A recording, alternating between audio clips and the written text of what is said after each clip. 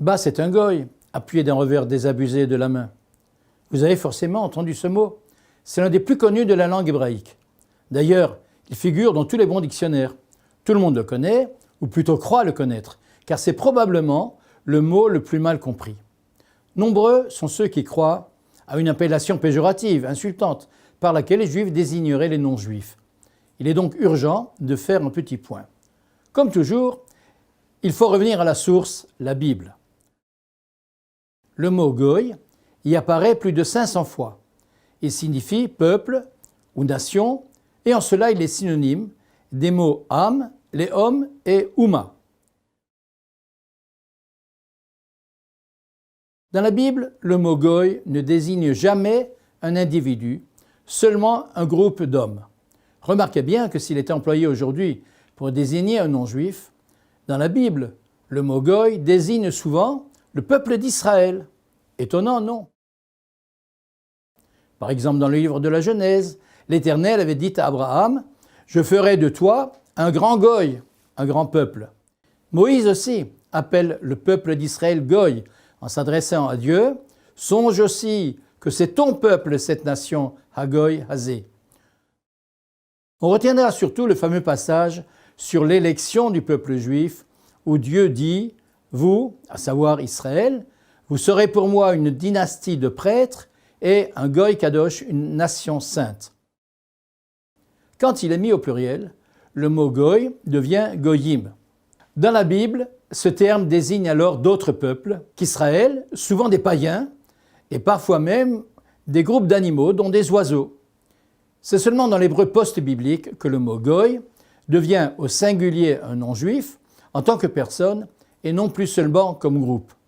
Au Moyen-Âge apparaît aussi le féminin goya, au pluriel goyot, qui indique souvent la servante chrétienne et surtout le personnage de la femme non-juive avec laquelle il faut éviter toute relation.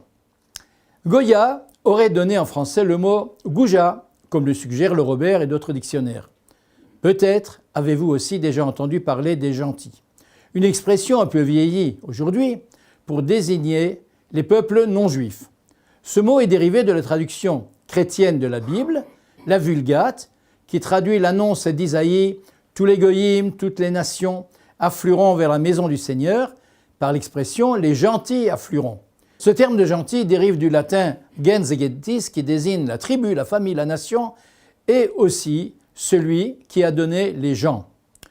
Il semble que c'est à travers le yiddish que goy a pris un sens péjoratif, et cela en réaction à la tournure méprisante du mot juif, employé par les antisémites, considérant tout juif comme avare, fourbe, profiteur, etc.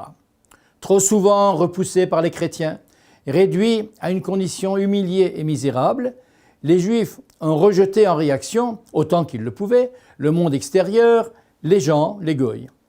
Mais les choses ne sont pas si simples. Il y a goy et goy, serais-je tenté de dire. Dans le Talmud, on distingue les béné Israël, c'est-à-dire les Juifs, les enfants d'Israël, des béné Noach, les descendants de Noé, donc le reste de l'humanité. Selon la tradition juive, tous les non-juifs doivent se plier à 7 commandements dits des fils de Noé, ne pas tuer, ne pas commettre d'inceste, etc. Je vous renvoie au document en annexe à ce clip. Le Ben Noach, qui obéit à ces lois, a droit ici-bas à autant d'égards qu'un juif pratiquant 613 commandements. Il s'agit pour l'essentiel des chrétiens et des musulmans qui croient en un Dieu unique. Il aura aussi part à l'immortalité de l'âme, en tant que juste des nations, à l'opposé des païens, appelés Ovdei Kochavim, littéralement adorateurs d'astres, donc idolâtres. Cette expression de juste des nations ne vous est certainement pas inconnue, et pour cause, c'est le terme qu'après la Seconde Guerre mondiale, les autorités d'Israël ont donné à ces goyim qui, par leur action, au péril de leur vie, ont sauvé des Juifs durant la tourmente.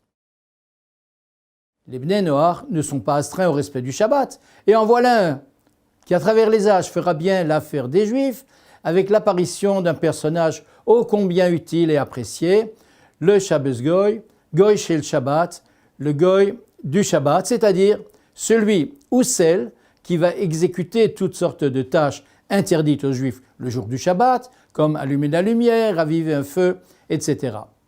Rabbeinu Bechaye, un fameux rabbin espagnol du XIVe siècle, expliquait ainsi le verset du Deutéronome « Tzedek, tzedek, tirdof » la justice tu poursuivras, en disant que la répétition du mot justice nous enseigne que la Torah exige du Juif qu'il applique le même niveau de droiture envers les goyim qu'à l'égard de ses frères juifs.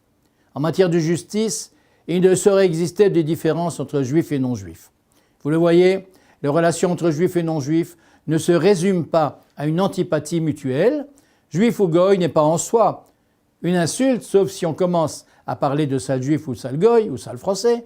Comme toujours, le mot ne vaut que par le sens que les hommes lui confèrent.